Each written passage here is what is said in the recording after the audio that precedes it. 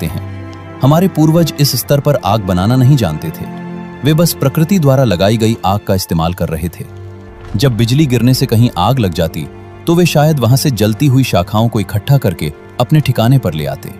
प्राकृतिक आग को ढूंढना और उसका इस्तेमाल करना एक बात थी, लेकिन उस जंगली ताकत को अपनी गुफा तक लाना और उसे जिंदा रखना बिल्कुल दूसरी बात थी।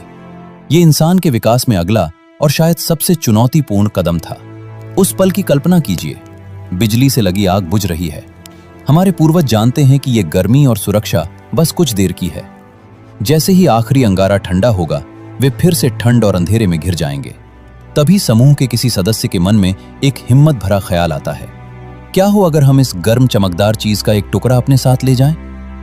हम सोच सकते हैं कि एक दो बहादुर लोग शायद किसी मोटी पत्ती या खाल की मदद से एक सुलगती हुई शाखा को उठाते हैं। फिर वे अपनी गुफा की ओर एक धीमी सतर्क यात्रा शुरू करते हैं। ये मानव इतिहास का पहला मशाल जुलूस रहा होगा। उनका लक्ष्य सिर्फ अपनी मंजिल तक पहुंचना नहीं था, बल्कि उस कीमती लौ को भी जिंदा रखना था।